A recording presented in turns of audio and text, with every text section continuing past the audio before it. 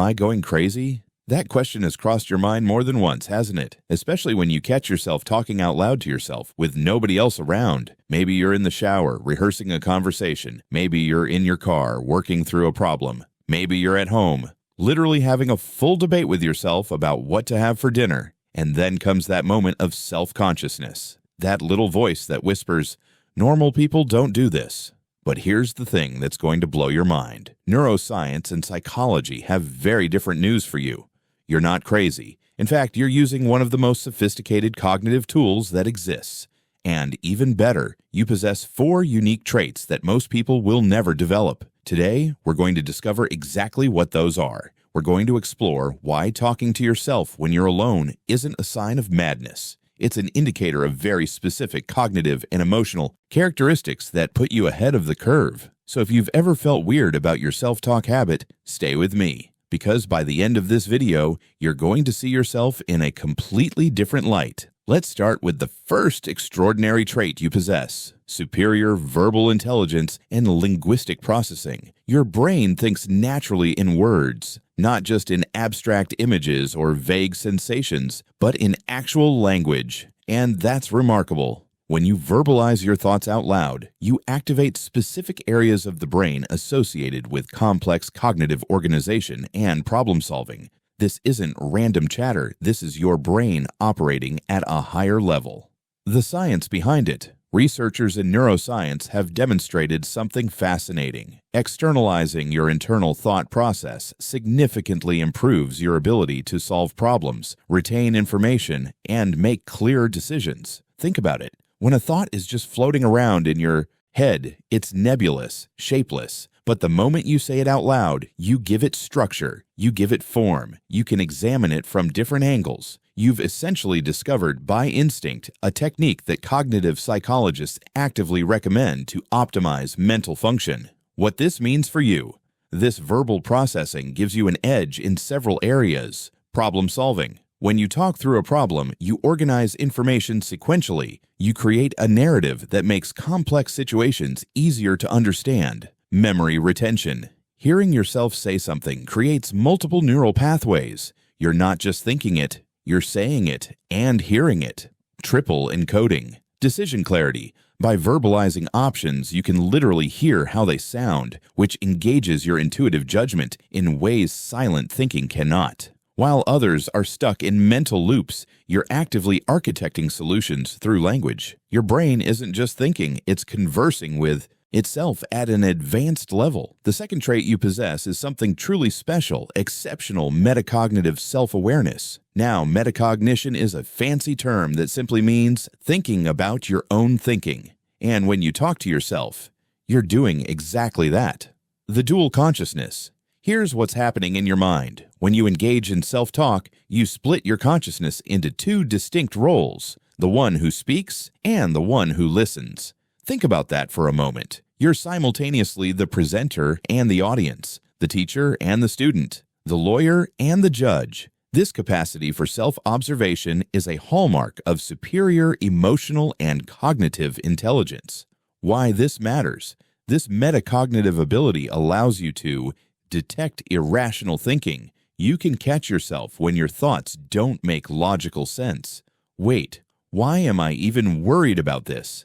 That's metacognition in action. Recognize emotional interference. You can identify when emotions are clouding your judgment. I'm just angry right now. Let me think about this when I'm calmer.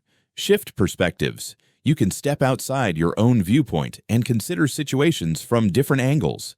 Okay, but how would someone else see this? You are, in essence, your own therapist, your own counselor, and your own constructive critic. You don't need to wait for a therapy appointment to process your thoughts. You have a built-in system running 24/7. Most people go through life on autopilot, never questioning their own thinking patterns. But you're constantly auditing your mental processes. That's not a quirk. That's a superpower. The third remarkable trait you have is deep emotional processing. You use verbalization as a method of emotional processing, and there's a powerful psychological concept behind this called affect labeling. What is affect labeling? When you put your feelings into words, something incredible happens in your brain. The very act of naming An emotion reduces its intensity and increases cognitive clarity. Studies using brain imaging have shown that when people verbalize their emotions, activity in the amygdala, the brain's emotional center, actually decreases, while activity in the prefrontal cortex, the area responsible for reasoning, increases. In other words, talking about your feelings literally calms your emotional brain and activates your rational brain. How you do this differently. When you talk to yourself, you transform an amorphous, overwhelming feeling into a specific concept that you can examine and manage. Instead of just feeling bad, you might say out loud, "I'm feeling anxious because I have that presentation tomorrow and I'm worried I won't be prepared enough."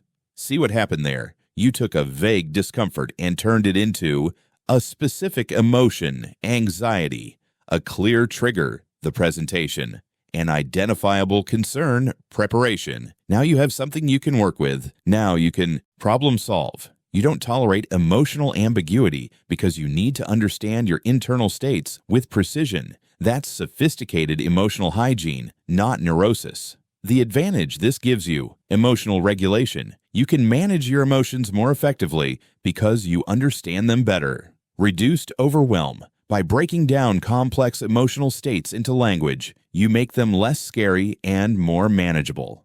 Faster recovery. You don't stay stuck in confusing emotional states as long as others might because you actively process them. While others are drowning in feelings they can't name, you're systematically working through yours with the precision of a skilled therapist. You're doing for yourself what many people pay thousands of dollars in therapy to learn. The fourth, and perhaps most powerful trait, is your cognitive independence and mental self-sufficiency. You don't need constant external validation to process experiences or make decisions. Psychologists call this an extreme internal locus of control.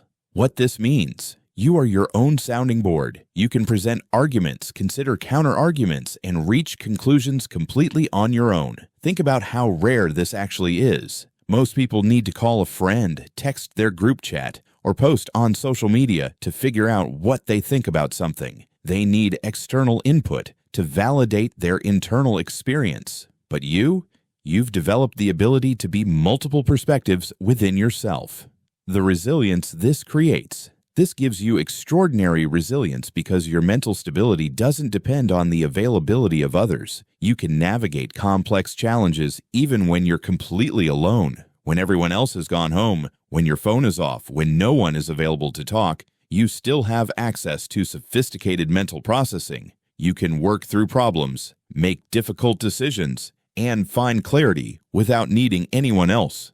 The social aspect. Now, this doesn't mean you're antisocial or that you don't value other people's perspectives. It means you're not dependent on them for basic cognitive functioning. When you do seek advice, it's from a position of strength, not desperation. You're gathering additional perspectives to enrich a thought process you've already begun, not outsourcing your thinking entirely. This level of self-sufficiency is incredibly rare and incredibly valuable. In a world where people are increasingly dependent on external validation for even basic decisions, you've cultivated an inner authority that can't be shaken by others' opinions. So if this is such a positive trait, why does society make us feel weird about it? Reason 1. Historical psychiatric associations. Historically, talking to oneself has been associated with mental illness. Certain psychiatric disorders do include externalized internal speech. But here's the crucial difference. People with psychiatric disorders experience voices as foreign,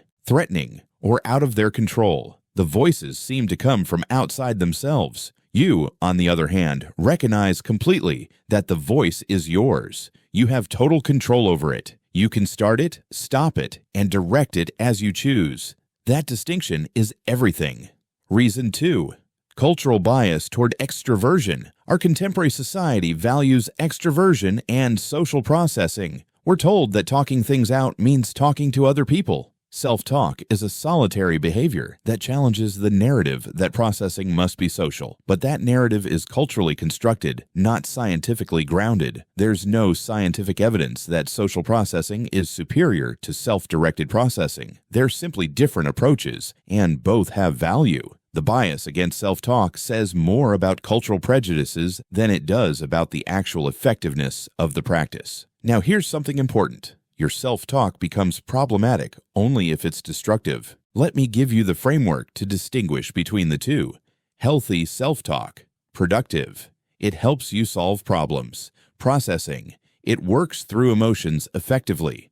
Clarifying. It makes you feel clearer and calmer. Empowering. It leaves you feeling capable. Destructive. Rumination repetitive. Same thoughts cycling with no progress. Self-critical. Harsh judgment without resolution. Paralyzing. Worry that prevents action.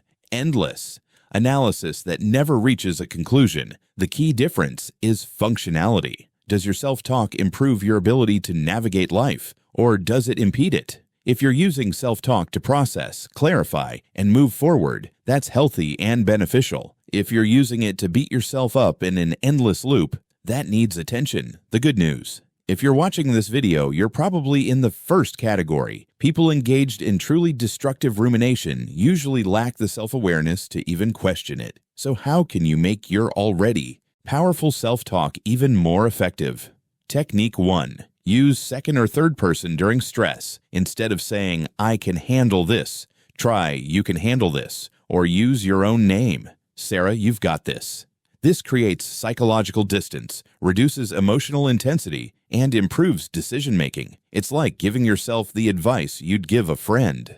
Technique 2. Ask questions instead of just making statements. Instead of, "This is too hard," ask, "What do I need right now?" Or, "What's the most useful action I can take?" Questions activate problem-solving mode instead of rumination mode. They orient your brain toward solutions. Technique 3. Be consciously compassionate. Many people who talk to themselves are incredibly self-critical. They wouldn't dare speak to a friend the way they speak to themselves. Talk to yourself the way you'd talk to someone you care about, with kindness, understanding, and encouragement, not harsh judgment. Compassionate self-talk isn't soft or weak. It's strategic. Self-criticism creates stress, which impairs cognitive function. Self-compassion creates psychological safety, which enhances performance. Here's the truth. You have a hidden advantage. While others need to schedule therapy, you have a processing system available 24/7. While others get stuck in confusion, you have constant practice turning internal states into language. While others make impulsive decisions, you rehearse multiple scenarios before acting. Your habit of talking to yourself has given you a cognitive and emotional edge that most people will never develop. So if you talk to yourself when you're alone, you're not crazy. You're using one of the most sophisticated cognitive tools available, language applied to your own consciousness. Your capacity to maintain a productive internal dialogue is a sign of verbal intelligence, metacognitive self-awareness, deep emotional processing, and mental independence. These aren't flaws to hide. These are strengths to celebrate and consciously cultivate. Now I want to hear from you. Do you talk to yourself? Which of these 4 traits resonated most with you? Drop a comment below and share your experience. Your story might be exactly what someone else needs to hear today. And if this video helped you see yourself in a new light, do me a favor, hit that like button and subscribe for more psychology and neuroscience content that challenges what you think you know about yourself. Remember, your inner dialogue isn't a sign of madness. It's a sign of brilliance. Keep talking to yourself. Keep questioning. Keep growing. I'll see you in the next one.